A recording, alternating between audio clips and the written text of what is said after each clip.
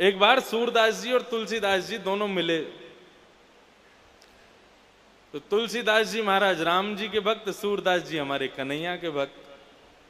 तो तुलसीदास जी अपने छोटे से रघुनाथ जी को अपनी गोदी में लिए और सीधे सूरदास जी की कुटिया में पहुंचे। ब्रजमंडल आए हुए थे। सूरदास जी के पास पहुंचे तो सूरदास जी ने बड़ा स्वागत किया, आओ भगत की। बोले महाराज आओ विराजो। तुलसीदास जी बोले आपके पद सुनकर के रोम रोम प्रफुल्लित हो जाता है।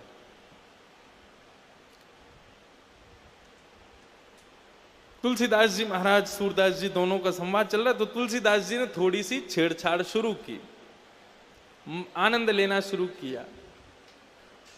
बोले कहा कमी रघुनाथ के, हमारे रघुनाथ जी में कोई कमी है जो तुम कन्हैया के पीछे पड़े रहते हो? सबको छोड़ो, हमारे रघुनाथ जी की शरण में आ जाओ। ये कन्हैया टेढ़ी टांग वाला, ये कभी ये वादे वाला आदमी नहीं है। हमारे रघुनाथ जी वादा करते हैं तो पूरा निभाते हैं। हमारे ठाकुर जी की शरण में आ जाओ। सूरदास जी बोले तुम्हारो रघुनाथ जो है का है वो एक पत्नी व्रती है। वो एक पत्नी के अलावा दूसरे कोई को भी देखे तो वाकू या तो मैया समझे या बहन समझे। हमारो कन्हैया बहुपत्नी धारी है, ये सब कुछ स्वीकार करे, जो आ जाए वही को अपना ले। हमारो कन्हैया बढ़िया है। तो दोनों में आपस में संवाद चल रहा था। तुलसीदास जी बोले देखो भाई कुछ भी कह लो, हमारे राम जी बड़े हैं। सूरदास जी बोले नहीं देखो हमारे कन्हैया बड़े हैं, कन्हैया की तुलना मत किया करो। जबकि हैं दोनों एक ही, राम कृष्ण दो एक हैं, अंतर नहीं निमेश। यदि राम कृष्ण दोनों प्रकट हो जाएं तो आप ये नहीं बता सकते राम कौन है कृष्ण कौन है। केवल एक ही तरीका बताने का, आंखें देखो गौर से। जिसकी आंख मटक रही हो समझना कन्हैया है, जो गंभीर बैठा हो समझना राम है। इनके नयन गंभीर हैं, उनके चपल विशेष। जो कभी यहां देखे तो तुरंत यहां देखे और फिर यूं देखे, ऐसे देखे, यहां देखे, वो समझना ये कन्हैया है। और जो गंभीर दीर्घ गंभीर नेत्र एकांत करके बैठा हो राम जी। तो दोनों में आपसी विवाद हो गया महाराज। राम जी बड़े हैं, कन्हैया बड़े हैं। तुलसीदास जी बोले एक काम करो, तोल लो। तुम अपने ठाकुर जी को लेके तराजू में बैठो, हम अपने राम जी को लेके बैठे। जिसका पटला भारी वो बड़ा है। तो ठीक है। एक पेड़ पर तराजू लटकाया गया। सूरदास जी अपने गोपाल जी को लेकर के पहुंचे और तुलसीदास जी अपने रघुनाथ जी को लेके पहुंचे। सूरदास जी महाराज जैसे एक पडले में बैठे तो कहकर जय हो मेरे गोपाल जी, लाज रखी हो, और लेकर के बैठ गए। दूसरे पडले में तुलसीदास जी महाराज बैठे, जय हो मेरे श्री सीताराम, लाज रखी हो, बैठ गए। अब दोनों ही बैठे तो तराजू ऊपर नीचे होते होते होते होते आकर के रुका तो श्री तुलसीदास जी का पल्ला नीचे चला गया, सूरदास जी ऊपर लटक गए हवा में। सूरदास जी बोले कहा भयो? बोले कहा भयो नीचे पाम लटका के देखो। सूरदास जी ने पैर लटका के देखे तो हवा में थे। सूरदास जी समझ गए कि हम ऊपर आ गए, ये तुलसीदास नीचे पहुंच गए, मतलब राम जी बड़े। तुलसीदास जी बोले अब हमने सिद्ध भी करवा दिया, राम जी बड़े हमारे। ये कन्हैया वनैया को छोड़ो, रघुनाथ जी की शरण आ जाओ। सूरदास जी ऊपर पटला से कूद गए नीचे, अपने ठाकुर जी को लेकर के कुटिया में आ गए और सिंहासन पर ठाकुर जी बैठा दिए और गुस्सा होकर के सूरदास जी बैठ गए। गला फाड़ फाड़ के तुम्हारा कीर्तन करता हूं, दिन रात तुम्हारे गुणगान गाता हूं, मुझे आंखें नहीं दी, नेत्रहीन बना दिया, फिर भी आपका एक क्षण के लिए भी मैं त्याग नहीं करता हूं। आज मां तुलसीदास के सामने मेरी नाक बचाने की जब बात आई तो मेरी नाक कटवा दी आपने। सक्टासुर मारने के लिए आया, इतने बलवान हो गए। पूतना मारने के लिए आई, 7 दिन के इतने बलवान हो गए। कंस को दोनों भुजाओं से उठा करके फेंक दिया। अरे और तो और गिरिराज जी को अपनी कन्नी उंगली पर धारण किया, वहां इतने बलवान बन गए और यहाँ अपने भक्त की लाज बचानी तो हल्के बन गए।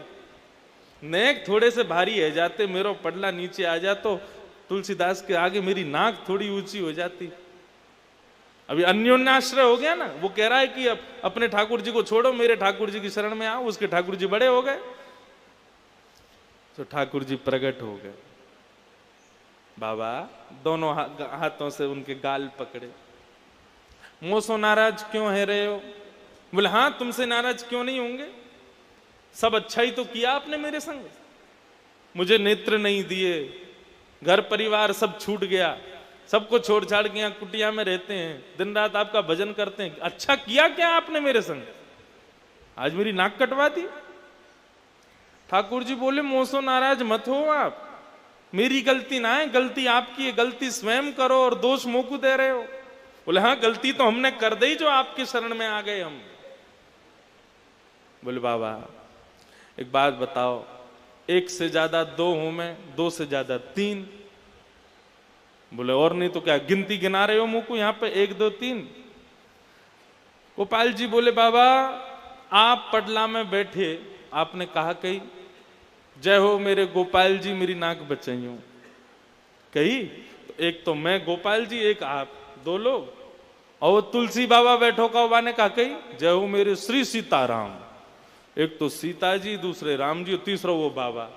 मां तीन बैठे यहां पे दो बैठे, तो दो को पटला भारी होगो कि तीन को भारी होगो? बोले तीन को भारी होगो। बोले तो यही तो गलती है गई, आप भी कहते जय हो मेरे राधे गोपाल प्रभु, तो हम भी दोनों आ जाते, आपके पटला को नीचे ही लाते। अब दो ही बैठे थे तो पटला तो ऊपर जानो ही हो। सूरदास जी बोले जल्दी बैठो मेरे संग, गोदी में आओ। गोदी में लिए ठाकुर जी फिर से गए तुलसीदास जी के पास। सूरदास जी बोले फिर से तराजू टांगो। तुलसीदास जी बोले क्यों? बोले पहले एक गलती हो गई थी, अब हम दोबारा समझ के आएंगे, अब की बार नापतोल करवाओ।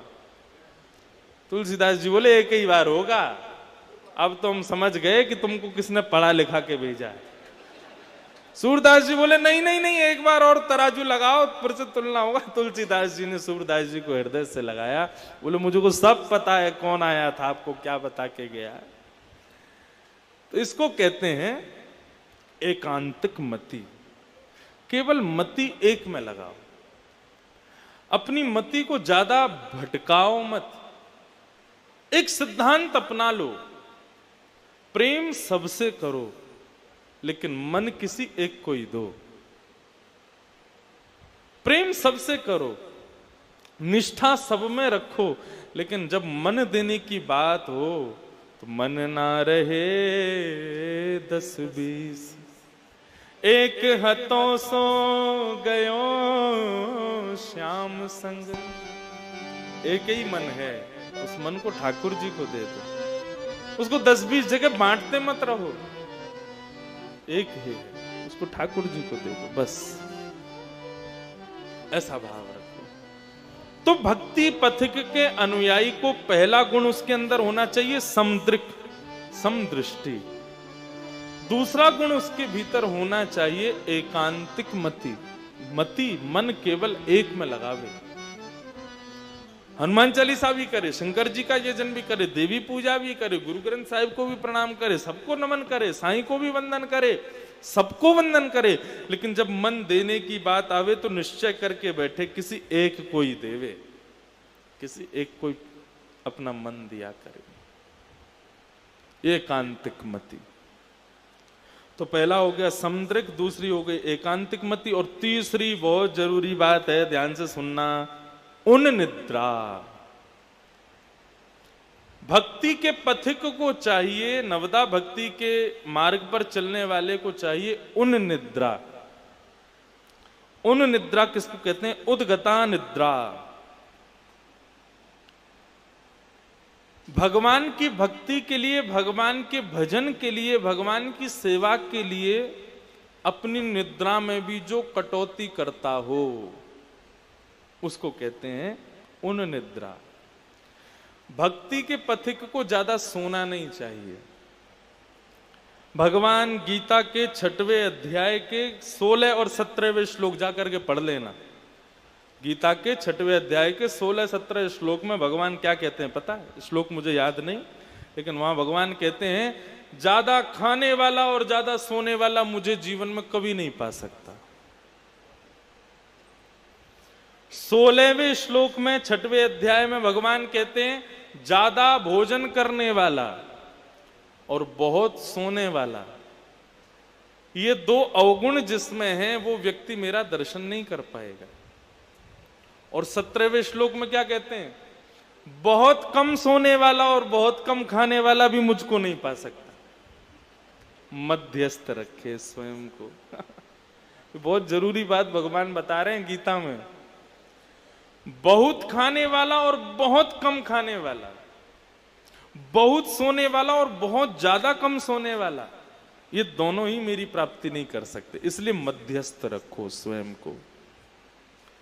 भोजन के लिए नहीं जीना, जीने के लिए भोजन करो। सोने के लिए ही सारी व्यवस्थाएं मत करो, केवल उतना सोना है जिससे थोड़ी शरीर की थकान दूर हो जाए।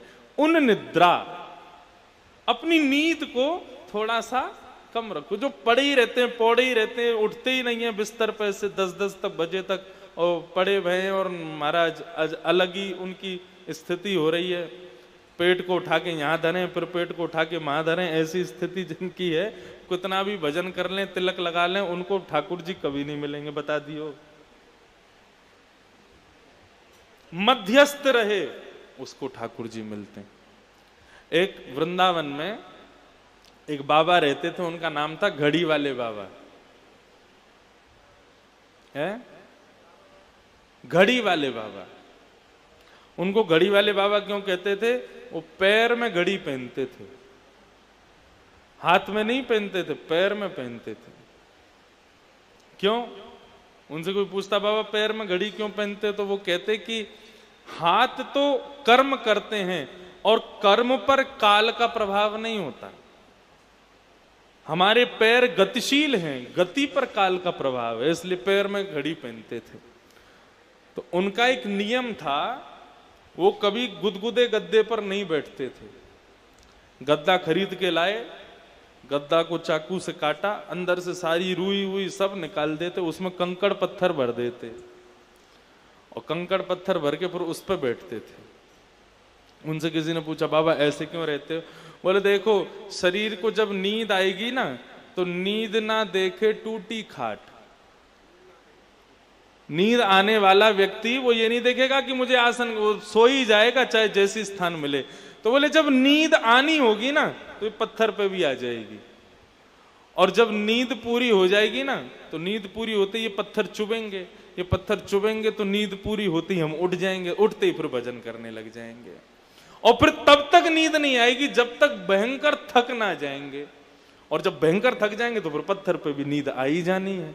इसलिए वो पत्थर के गद्दे पर बैठते थे, कंकड़ पत्थरों के गद्दे। इसको कहते हैं उन निद्रा। क्या कहते हैं? कितने गुण बता दिए भक्ति पथिकों के? 3। पहला समदृक, दूसरा एकांतिक मति, और तीसरा उन निद्रा। भक्ति पथिक के ये 3 लक्षण। और चौथा लक्षण क्या बताया गया? लोक धर्म त्याग। लोक धर्म किसे कहते हैं? कहीं भुआ जी बुरा ना मान जाएं, कहीं जीजा जी बुरा ना मान जाएं, कहीं फूफा जी मुंह फुला के ना बैठ जाएं, सासू मां नाराज ना हो जाए, ससुर जी नाराज ना हो जाएं, पति नाराज ना हो जाए, जो सबको हमेशा खुश करने में लगे रहते हैं, उनकी शादी में नहीं गए तो बहुत नाराज हो जाएंगे। इसको कहते हैं लोक धर्म। जो भगवान को छोड़ बाकी सबको खुश करने में लगे रहते हैं, ऐसे व्यक्तियों को कहते हैं लोक धर्मावली। लेकिन भक्ति पथिक को चाहिए लोक धर्म को त्यागे। रूठे चाहे राजा वासे कछु ना काजा, एक तू ही महाराजा और कौन पास जाएंगे। रूठे चाहे भाई वासे कछु ना भलाई, एक तू ही है सहाई और कौन को सराएंगे। रूठे चाहे शत्रु और मित्र आठों याम, एक तेरे चरणन के नेह को निभाएंगे। जग सारा झूठा एक तू ही है अनूठा, रूठ जाए चाहे सारा जग पर तू ना रूठा चाहिए। जो ठाकुर जी से, ठाकुर जी को कभी रुठावे ना, ऐसे व्यक्ति का ये भक्ति पथिक का चौथा लक्षण होना चाहिए, लोक धर्म का त्याग करें। और कभी लोक धर्म में जाने का यदि उसको समय मिले बहुत जरूरी हो, लोक धर्म में जाना ही है, तो वहां पर ज्यादा से ज्यादा 45 मिनट रुके बस,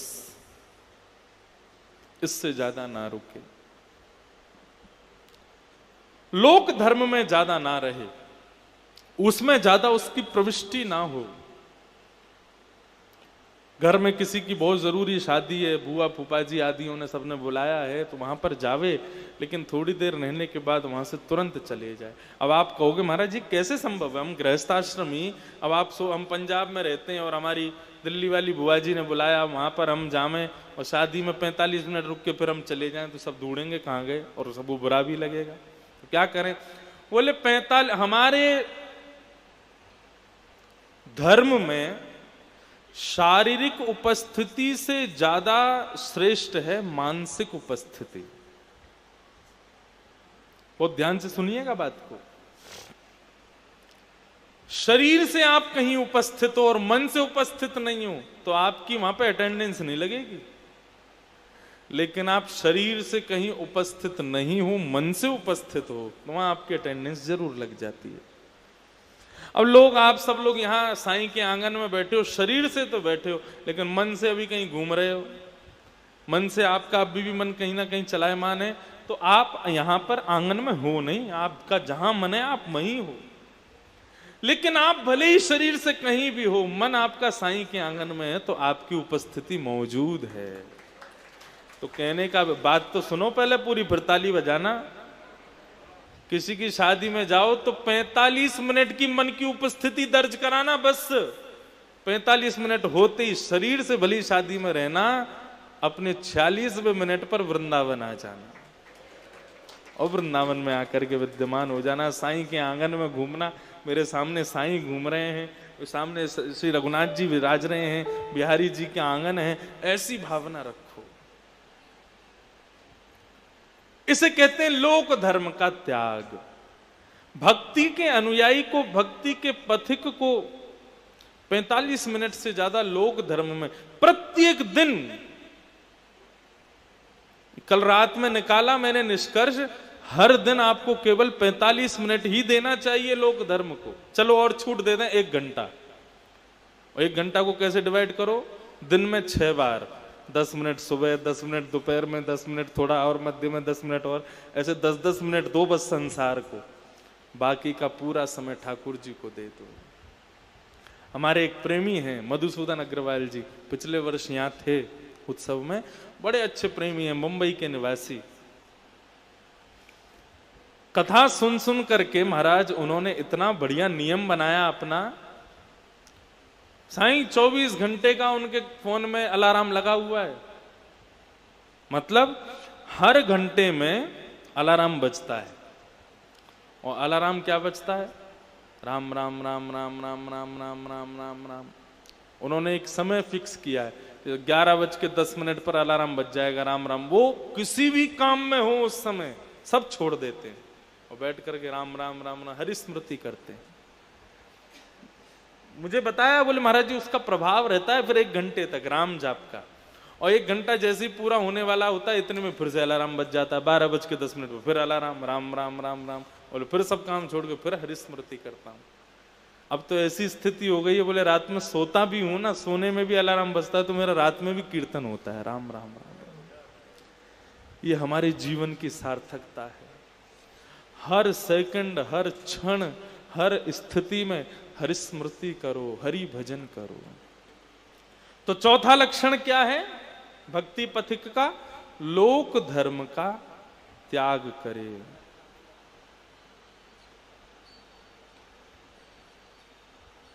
और 5वां और अंतिम लक्षण भक्ति के पथिक का, जब संसार में रहे, जब सत्संग से विलग रहे, जब साईं से विलग रहे, जब ठाकुर जी से विलग रहे, तब स्वयं को निर्जीव समझे, और जब साईं के सन्मुख आवे तब स्वयं को जीवित समझ करके भुजा उठा करके नृत्य करे, आनंद करे। ये उसका 5वां लक्षण। हर स्थान पर स्वयं को निर्जीव समझे और ठाकुर के स्वयं को सजीव समझे, ये उसका 5वां लक्षण। तो ये भक्ति पथिकों के 5 लक्षण हैं। इन 5 लक्षणों पर काम करना शुरू कीजिए, इनको धीरे धीरे जीवन में लाना शुरू कीजिए। उसके बाद ये 9 भक्ति धीरे धीरे जीवन में आएंगी। ठाकुर जी का अनुभव निश्चित होगा, ठाकुर जी जरूर दिखेंगे। तो कल कितनी भक्ति हो गई थी? 3। श्रवणम, कीर्तनम विष्णु, स्मरणम, और चौथा आया पाद सेवनम। पाद सेवनम मतलब ठाकुर जी की चरण सेवा। कल इन 3 स्थितियों का जब हम प्रसंग सुन रहे थे, तब मन में एक श्लोक आ रहा था कि भगवान किन के पीछे चलते हैं, वो एक भाव आ रहा था। तो भगवान वहां कहते हैं जिनमें 5 गुण हैं मैं उनके पीछे रहता हूं, उनको मेरे पीछे रहने की जरूरत नहीं है।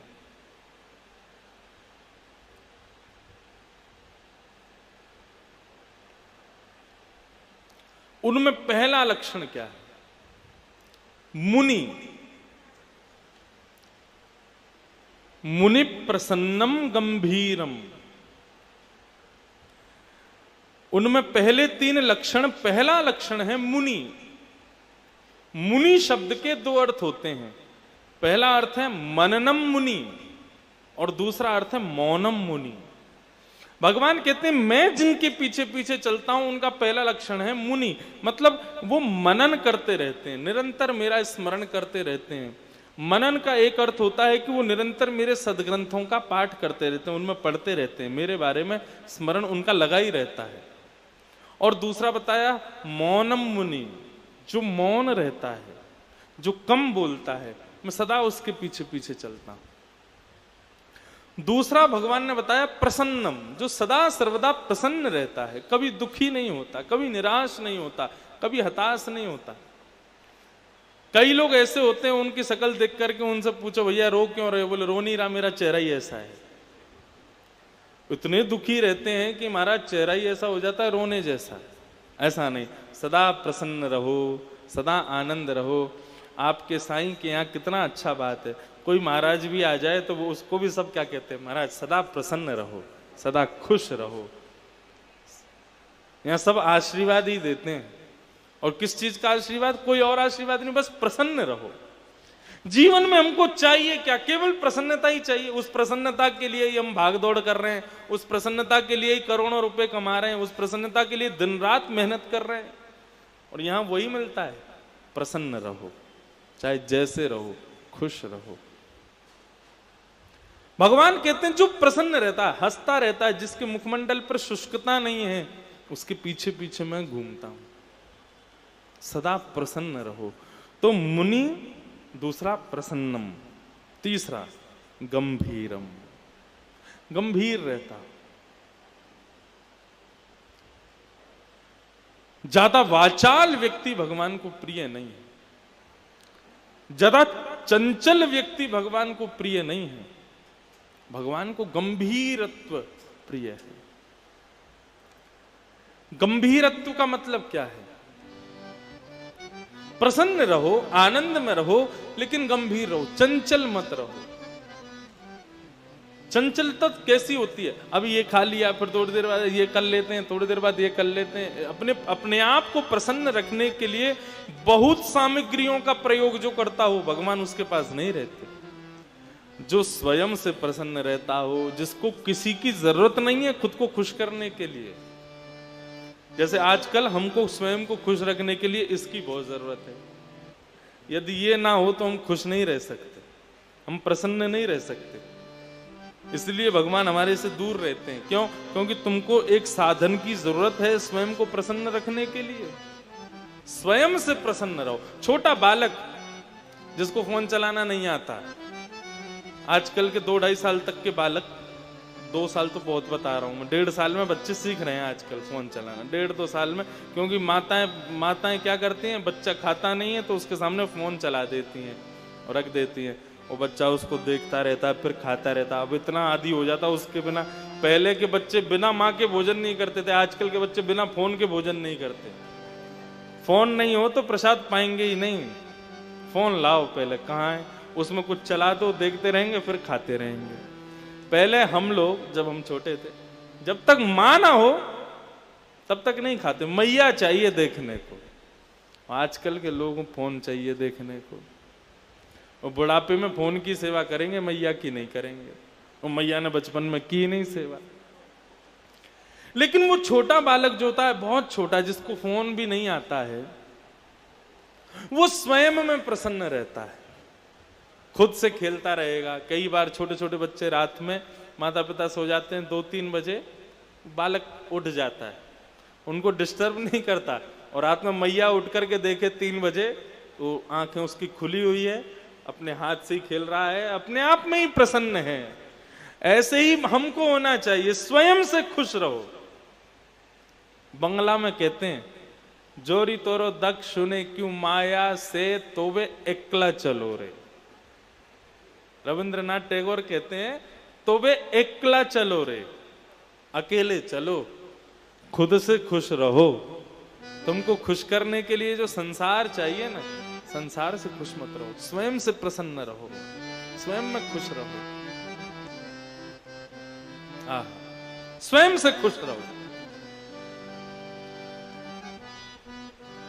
तो मुनि प्रसन्नम, प्रसन्न रहो, और गंभीरम, गंभीरम का मतलब स्वयं से प्रसन्न रहो।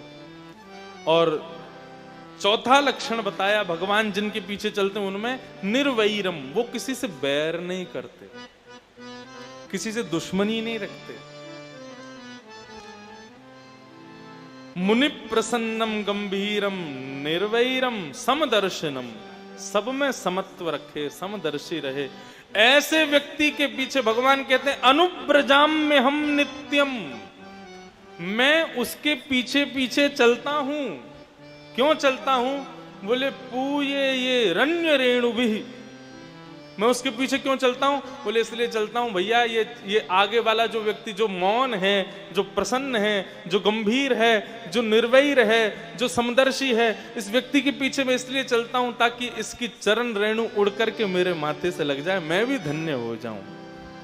भगवान उसकी चरण रज पाने के लिए पीछे चलते हैं। इसलिए सदा प्रसन्न रहो, सदा खुश रहो। चरण रेणु, भगवान किसकी चरण रेणु में सदा सर्वदा रहते हैं? गाय, गौ माता। आगे गाय, पाछे गाय, इत गाय, उत गाय, गोविंद को गायन में बसवो ही भावे। तो जो चौथा भक्ति का लक्षण है वो है पाद सेवनम। भगवान चरण सेवा सबको नहीं देते, भगवान चरण सेवा सबको प्रदान नहीं करते। जिससे ठाकुर जी को बहुत प्रेम हो, जिससे ठाकुर जी का बहुत स्नेह हो, जिसके प्रति ठाकुर जी का बहुत भाव हो, ठाकुर जी उसको ही अपने चरण सेवा का अधिकार देते हैं।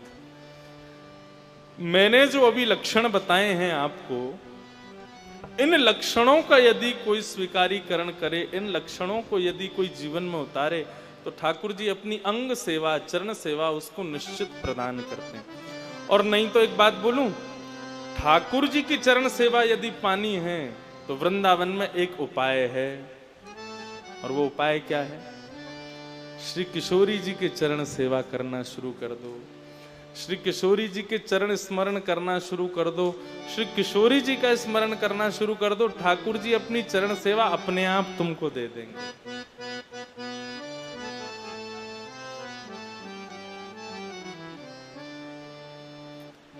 हमारे ब्रज में एक भाव गाया जाता है, क्या कहते हैं? ओ मन भूल मत जइयो राधा रानी के चरण, मन भूल मत जइयो राधा रानी के चरण, मन भूल मत जइयो राधा रानी के चरण, मन भूल मत जइयो राधा। करताल बजा के गाओ।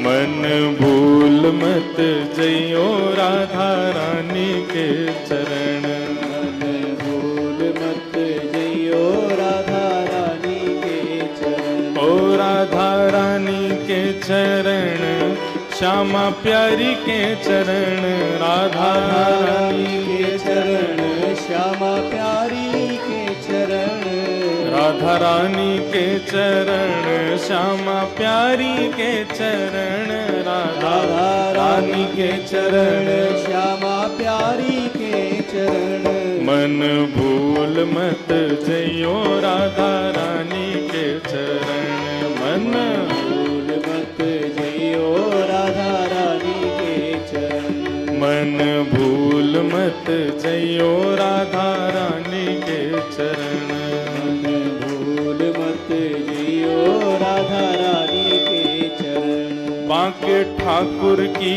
बांकी ठकुरानी के चरण, बांके ठाकुर की बांकी ठकुरानी के चरण, बांके ठाकुर की बांकी ठकुरानी के चरण, बांके ठाकुर की बांकी ठाकुर के चरण। ओ मन भूल मत जइयो राधा रानी के चरण, मन भूल मत जइयो राधा रानी के चरण, मन भूल मत जइयो राधा रानी के चरण, भूल मत जइयो राधा रानी कैसी के चरण। ओ वृषभानु की किशोरी सुनी गैया होते भोरी, वृषभानु की किशोरी सुनी गैया होते।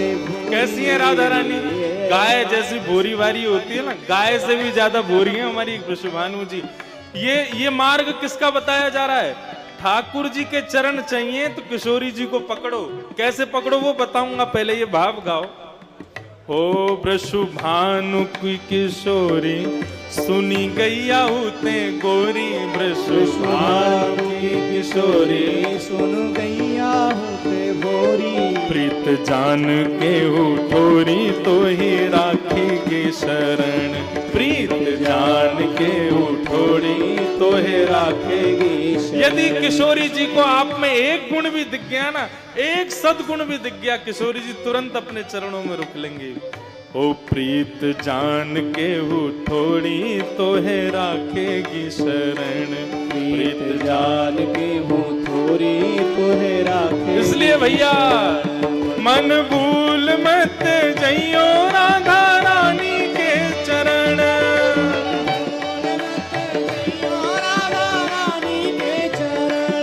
मन भूल मत जइयो श्यामा प्यारी के चरण, भूल मत जइयो श्यामा प्यारी। कैसी है?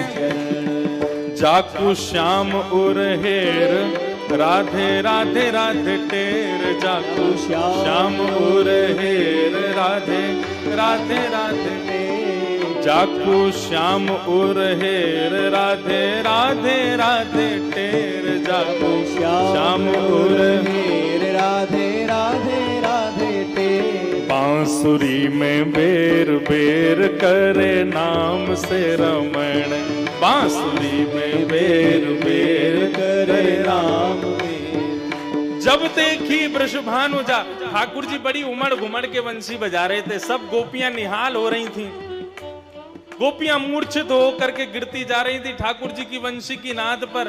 इतने में ही वृषभानु लली बोली रुको, बड़ा उमड़ घुमड़ के बंसी बजा रहे हो, अभी आती हूँ। जैसी गोपियों के झुंड में किशोरी जी पधारी हैं और किशोरी जी ने आकर के घूंघट उठाया है। महाराज जब देखी वृषभानु जा, हिये विच उठी हूक, वंशी रह गई हाथ में फिर न लागी फूंक। ठाकुर जी बंसी बजा रहे थे, प्राण पिरोते हैं तब बंसी बजती है, खूब जोर जोर से फूंक मार मार के बंसी बजा रहे थे। जैसी किशोरी जी आई ना, बजे ही नहीं रही है, कहां चली गई? बोले भूख ही चली गई किशोरी जी के पास। मन भूल मत जइयो राधा रानी के चरण, मन भूल मत जइयो राधा रानी के चरण, ओ राधा रानी के चरण, श्यामा प्यारी के चरण, राधा रानी के चरण, श्यामा प्यारी के चरण, राधा रानी के चरण, श्यामा प्यारी के चरण, राधा रानी के चरण, श्यामा प्यारी के चरण। ओ मन भूल मत जइयो राधा रानी के चरण, मन भूल मत जइयो श्यामा प्यारी के चरण। ओ भक्त प्रेमनी बखान जाकी महिमा रस खान, भक्त प्रेमनी बखान जाकी महिमा रस खान। रस खान जी जिनकी महिमा का वर्णन करते हैं, क्या कहते हैं? ब्रह्म में ढूंढो पुराणन गानन। रस खान जी बोले मैंने ब्रह्म को सब जगह खोजा, मुझे कहीं नहीं मिला। देखो सुनो कबहू न कितु, वह कैसो रूप ओ कैसो सुभान। कैसा रूप, कैसा उनका अंग, मुझे कहीं नहीं दिखे ठाकुर जी। तभी मैंने क्या देखा? बोले टेरत हेरत हारी पर्यो रस खानी बतायो ना लोग लुगायन। सब जगह खोजा मैंने, हे लोग लुगाइयों से बोल रहे हैं कहीं कन्हैया को देखा? बोले कहीं नहीं देखा। तभी वृंदावन में एक लता कुंज में रसखान जी ने जैसे प्रवेश किया, उस लता कुंज में स्वर्ण मंडित एक सिंहासन पर किशोरी जी बैठी हैं, सखी सहचरियां सब पंखा जल रही हैं। तभी रसखान जी ने क्या देखा? बोले देखो दुरोह वह कुंज कुटीर में बैठो पलोटत राधिका पायन। मैंने जैसे ही देखा उस कुंज कुटीर में स्वर्ण मंडित उस सिंहासन पर किशोरी जी बैठे हैं और उनके चरणों को अपनी गोद में लिए, उनके चरणों में लोटे भये मैंने परम ब्रह्म को देख लिया, मैंने ब्रह्म का दर्शन कर लिया। रसखान जी कह रहे हैं, बोले मैंने यहां आकर के कन्हैया की शरण में सीधे जाके गलती की, पहले किशोरी जी की शरण में जाना चाहिए था, तब ठाकुर जी मिलते। ओ बेली ओ भक्त प्रेम ने बखान जाकी महिमा रस खान। भक्त प्रेम ने बखान जाकी महिमा रस खान। मिली भीख मनि मान कर प्यार से वरण। मिली भीख मन मान करे प्यार से। मेरे मन भूल मत जइयो राधा रानी के चरण। मन भूल मत जइयो राधा रानी के चरण। ओ राधा रानी के चरण, श्यामा प्यारी के चरण। राधा रानी के चरण, श्यामा प्यारी के चरण। राधा रानी के चरण, श्यामा प्यारी के चरण। राधा रानी के चरण, श्यामा प्यारी के चरण। मन भूल मत जइयो राधा रानी के चरण। मन भूल मत जइयो राधा रानी के चरण। मन भूल मत जइयो राधा रानी के चरण। मन भूल मत जइयो राधा रानी के चरण। एरे मन मत वारे छोड़ दुनिया के द्वारे। तेरे मन मत वारे छोड़ दुनिया के द्वारे। तेरे मन मत वारे छोड़ दुनिया के द्वारे। तेरे मन मत वारे छोड़ दुनिया के द्वारे। ओ राधा नाम के सहारे सौंप जीवन मरण। राधा नाम के सहारे सौंप जीवन मरण। ओ राधा नाम के सहारे सौंप जीवन मरण। राधा नाम के सहारे सौंप जीवन मरण। मेरे मन भूल मत जइयो राधा रानी के चरण। मन भूल मत जइयो राधा रानी के चरण। मेरे मन भूल मत जइयो श्यामा प्यारी के चरण। मन भूल मत जइयो श्यामा प्यारी के चरण। जय राधे राधे राधे राधे शुभानु दुलारी। राधे राधे जय श्यामा प्यारी। राधे राधे जय श्यामा प्यारी। राधे राधे बरसाने वारी। राधे राधे शुभानु दुलारी। राधे राधे श्री कृष्ण प्यारी। राधे राधे भक्तन की प्यारी। राधे राधे जय राधे राधे राधे राधे जय राधे राधे जय राधे राधे राधे राधे जय राधे राधे राधे राधे मेरे साईं प्यारी। राधे राधे मेरे साईं प्यारी। राधे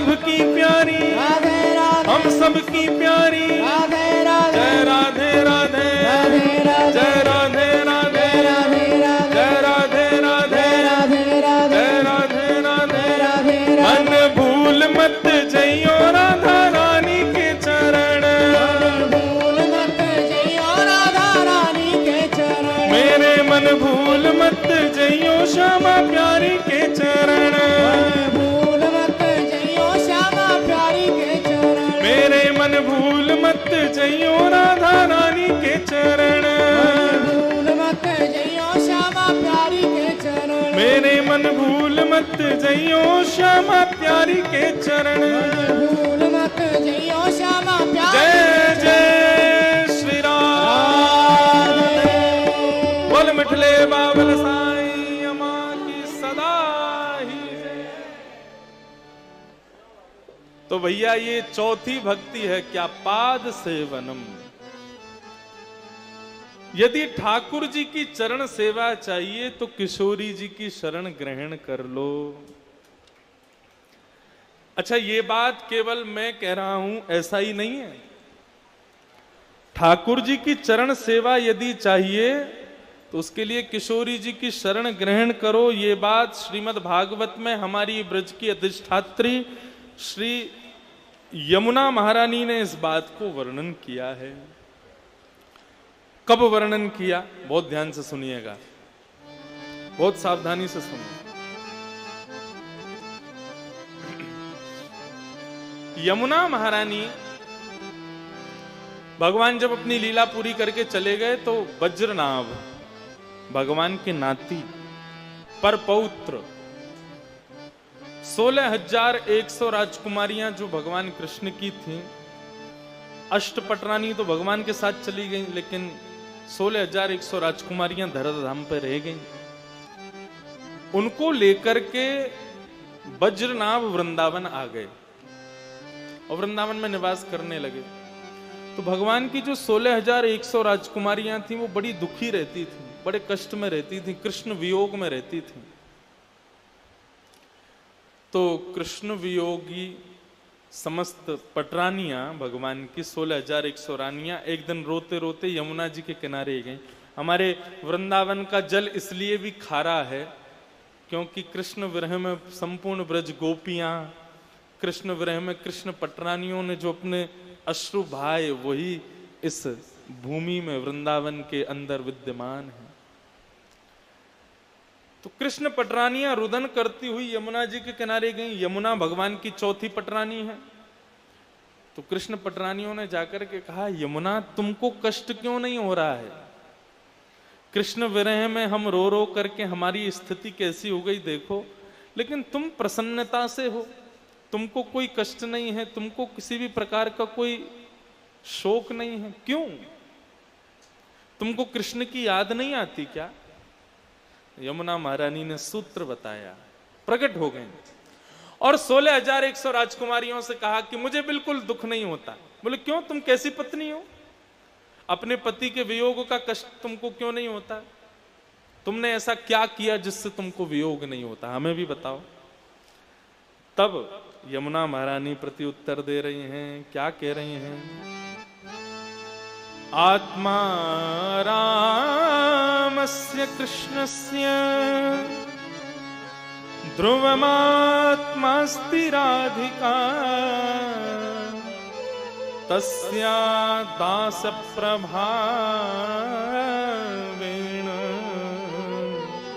विरहोस्मान संस्पृशे। यमुना महारानी कह रही हैं, हमारे प्राण कौन है? हमारे प्राण कृष्ण है। और कृष्ण के प्राण कौन है? कृष्ण की प्राण राधिका है। बोले तुम वृंदावन आ गई हो, अब वृंदावन में आकर के कृष्ण को याद मत करो। तो बोले आत्मा रामस्य कृष्णस्य, हमारी आत्मा कृष्ण है और ध्रुवमात्मास्ति राधिका, उस कृष्ण की आत्मा राधिका है। बोले राधिका कौन है? बोले अरे राधिका कोई लहंगा फरिया वाली कोई स्त्री नहीं है। राधिका कोई ऐसी नहीं, कोई श्रृंगार करके कोई स्त्री प्रकट हो जाए या राधिका कहीं रहती हो। तुम जिस ब्रजधाम में हो, जिस भूमि पर हो, ये धरती, यहाँ के यमुना नदी, यहाँ के बेल पर ये पत्र पुष्प आदि, ये सब कुछ, ये सब राधिका है। हमारे वृंदावन में जितने भी वृक्ष हैं, जितने भी पौधे हैं, ये राधिका जी के रोए हैं। हमारे वृंदावन की जो यमुना नदी है, ये राधिका जी की नाड़ी है। हमारे वृंदावन के जो ठाकुर जी हैं, श्री बांके बिहारी, राधा वल्लभ लाल, देखो दोनों अगल बगल में विराज रहे हैं, ये किशोरी जी के नेत्र हैं। राधा रमन लाल, ये किशोरी जी का मुखमंडल है। अरे ये संपूर्ण ब्रजमंडल ही किशोरी जी का स्वरूप है। गोवर्धन, ये राधिका जी का हृदय है। ये समस्त ब्रजमंडल राधिका का ही स्वरूप है। ये राधा रानी ही है। हम कहां बैठे हैं? राधा रानी में ही बैठे हैं। इसीलिए ब्रज के संत कहते हैं, यहां रह करके श्वास लेना भी भजन है। कुछ मत करो, क्या करो? श्वास लोगे ना तो भी कम से कम 100 माला जपने का फल तो मिल ही जाएगा। यहां बैठ के श्वास लेते रहो, उससे ही भजन हो जाएगा। अरे शिव महापुराण में ब्रज की इतनी महिमा बताते हैं भगवान शिव। भगवान शिव कहते हैं, ब्रज में जन्म लेना, ब्रज में मृत्यु हो जाना, अंतिम समय में ब्रज का स्मरण कर लेना। मृत्यु कहीं भी हो, लेकिन उस समय ब्रज का कोई अन्न मुख में चले जाना। और कुछ नहीं तो देवी, किसी की मृत्यु हो जाए, उसकी शव यात्रा में यदि ब्रज का जन्मा एक ब्रजवासी यदि 11 कदम भी चल लेना, तो मरने वाली की मुक्ति निश्चित है। ऐसा ये ब्रजमंडल है। यमुना महारानी कहती हैं, बोले यदि तुम्हें कृष्ण के चरणार बिंदों की प्राप्ति करनी है तो राधिका की शरण में जाओ। क्योंकि राधिका रानी इतनी कृपालु हैं, वो एक गुण पे रीझ जाएंगी। आपका एक ही गुण उनको लुभा लेगा, और यदि वो आपसे रीझ गई तो कन्हैया को आपका बना के ही छोड़ेंगे, उससे पहले श्वास नहीं लेंगे। नंदगाम में, सब लोग इधर देखो, यहां देखो, यहां देखो, कथा यहां चल रही है अभी। नंदगांव में एक भक्त रहते थे, उनका नाम था कृष्णदास। क्या नाम था? तो कृष्णदास जो थे, उन्होंने महाभारत की कथा सुनी।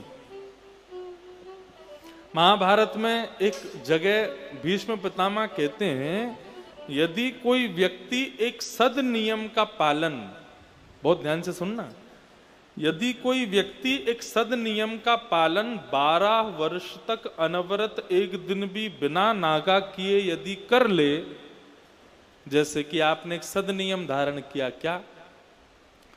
प्रातःकाल उठते ही पहले साईं को स्मरण करूंगा, साईं का वंदन करूंगा, साईं की गोद में विराजमान मेरी राधिका, मेरे श्यामजू, मेरे रघुनाथ जी, मेरी जानकी जी, उनका स्मरण करूंगा, तभी कुछ अन्न जल ग्रहण कर लूंगा। ये एक सद नियम है आपका।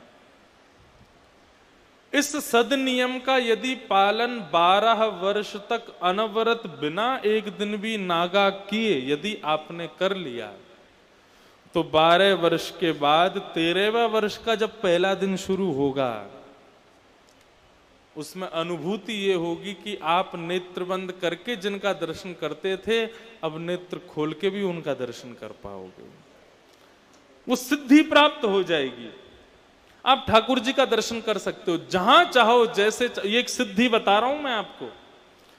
12 वर्ष तक एक सिद्धि का प्रयोग करो, एक अपने नियम का रोज पालन करो, एक दिन भी नागा नहीं हो जाए, बस 13वां वर्ष ऐसा होगा, आप चाहोगे कि मुझे यहां ठाकुर जी दिख जाएं, तो आपको वहीं ठाकुर जी दिख जाएंगे। आप कहोगे कि मेरे लिए ठाकुर जी ऐसी लीला कर दें, तो आपके सामने सब अदृश्य हो जाएगा, ठाकुर जी लीला करते हुए प्रकट हो जाएंगे, ये सिद्धि मिल जाएगी। ऐसा वर्णन करते हैं भीष्म पितामह महाभारत में। तो कृष्णदास जी ने ये बात सुनी। ये बात सुनकर के श्री कृष्णदास जी एक नियम बनाया। क्या? मैं रोज पुष्प तोड़ के माला बनाऊंगा, और माला बना करके रोज ठाकुर जी के चरणों में अर्पित करूंगा, रोज ठाकुर जी को पहनाऊंगा। किस भाव से? मेरा भाव यह है कि 12 वर्ष जिस दिन पूरे हों, 13वें वर्ष के पहले दिन मैं माला लेकर के ठाकुर जी के पास नहीं जाऊं, ठाकुर जी मेरे पास आके माला पहन लें। ये मेरा एक सद नियम है। ठीक है, नियम शुरू हुआ। नंदगांव में रहते थे, रोज पुष्प की माला बनाते और रोज जाकर के ठाकुर जी को अपने हाथों से पहना देते और रोज कहते, लाला 10 साल रह गए, अब 9 साल रह गए, अब 8 साल रह गए, अब 5 साल रह गए, अरे अब तो 1 ही साल रह गया 12 वर्ष पूरे होने में, अब 5 महीने रह गए, 3 महीने, रोज ठाकुर जी को गिनवा के आते, अब इतने दिन रह गए, तुम मेरी कुटिया पे आओगे। 12वें वर्ष का अंतिम दिन था, बहुत तेज ज्वर चढ़ा था कृष्णदास को, बुखार, मूसलाधार बारिश सुबह सुबह हो रही थी। कृष्णदास जी ने फिर भी माला बनाई। बोले, अरे ये ज्वर, ये सब बीमारी हारी, ये सब तो मेरी परीक्षा लेने आई हैं, लेकिन मैं नहीं रुकूंगा। कल 13वें वर्ष का पहला दिन है, कल कन्हैया मेरे घर आएंगे, माला पहनेंगे। और सुंदर सी माला लेकर के गए और जाकर के कन्हैया के श्री अंग पे धरा के बोले, लाला आज मेरा नियम पूरा हो गया, 12 वर्ष में एक दिन भी मैंने नागा नहीं किया, रोज माला पहनाई, केवल एक ही इच्छा है, क्या? कल आप आना माला पहनना मेरी कुटिया पे। और कृष्णदास जी गए और शाम से ही महाराज 56 भोग बनाना शुरू किया, कल ठाकुर जी घर पे पधारेंगे। तू है सखी बड़ भाग बड़ी, नंदलाल तेरे घर आवत है। आप में से कितने लोगों के यहाँ पे ठाकुर जी की सेवा है? हाथ ऊपर करो। सबके घर है, तो सबके लिए हमारा ये पद आप लोगों के लिए है। और हमारे सोनू साईं, पुनीत साईं, हमारे बड़े साईं, संपूर्ण साईं परिकर को, जो अपने ठाकुर जी का श्रृंगार स्वयं करते हैं, जो अपने साईं की श्रृंगार स्वयं करते हैं, उनके लिए ये पद है। तू है सखी बड़ भाग बड़ी, गोपाल तेरे घर आवत है।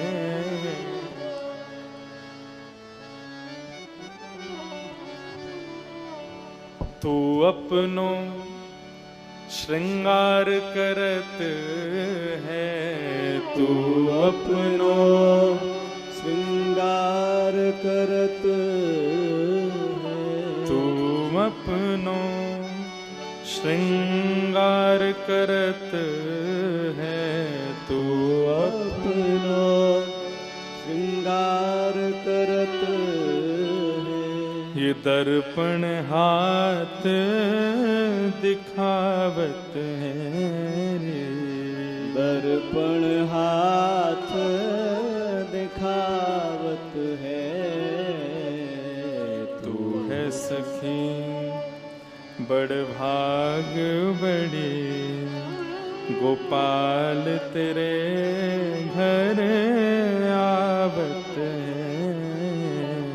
तू है सखी बड़ भाग बड़ी, गोपाल तेरे घर आवत है। निज कर गूंथ सुमन के गजरा, निज कर गूंथ सुमन के गजरा, अपने ही हाथ पहरावत है रे, अपने ही हाथ पहरावत। ये भाव पता क्या है? जिनके भी घर ठाकुर जी विराज रहे हैं, जो अपने हाथों से ठाकुर जी की सेवा करते हैं, तो ऐसे लोग जब ठाकुर जी की निरंतर सेवा करते हैं तो ठाकुर जी वर्णन करते हैं जिनके घर में मेरी निरंतर सेवा होती है, ऐसे मेरे अर्चक जब स्वयं का श्रृंगार करते हैं, जब स्वयं को दर्पण में देखते हैं, स्वयं के केश काटते हैं, स्वयं का श्रृंगार करते हैं, वो स्वयं नहीं करते, उनके हाथों में विराजमान होकर मैं ही उनका श्रृंगार करता हूँ, मैं ही उनके केश काटता हूँ, मैं ही उनको शीशा दिखाता हूँ, मैं ही उनको दर्पण कराता हूँ। कुम्मन दास जी कह रहे हैं कि भैया वो बड़े बड़े भागी हैं जो ठाकुर जी की सेवा करते हैं। क्यों? क्योंकि फिर उसके बाद जब वो अपना श्रृंगार करते हैं ना, तो वो स्वयं नहीं करते, ठाकुर जी ही उनका श्रृंगार करवाते हैं। जिनके घर में ठाकुर जी की सेवा होती है वो बड़े सुंदर लगते हैं देखने में, क्योंकि ठाकुर जी को सजाते हैं ना, इसलिए उनमें भी नूर आ जाता है, उनके स्वरूप में भी एक विलक्षणता आ जाती है। देखो हमारे साईं के यहाँ कितने सुंदर सुंदर हो आप सब लोग, सब सुंदर हैं आज जितने भी हैं। सिंधी सुंदर होते ही हैं, लेकिन साईं के दरबार में जो सिंधी नहीं है वो भी सुंदर लगता है। तो देखो हम सुंदर नहीं लग रहे। ये किसका प्रभाव है? यहां जब हम आते हैं ना, साईं अपने कर कमलों से हमारा श्रृंगार कर देते हैं। ये भक्ति का श्रृंगार चढ़ा है महाराज। बाहर कहीं किसी आयोजन में जाओगे, शादी ब्याह में भी कुर्सी पर बैठा व्यक्ति कोई ना कोई मुरझाया हुआ दिख जाएगा, लेकिन यहाँ दूर तक नजर घुमा लेना, एक के चेहरे पर मुरझाहट नहीं होगी, सब सुंदर दिख रहे हैं,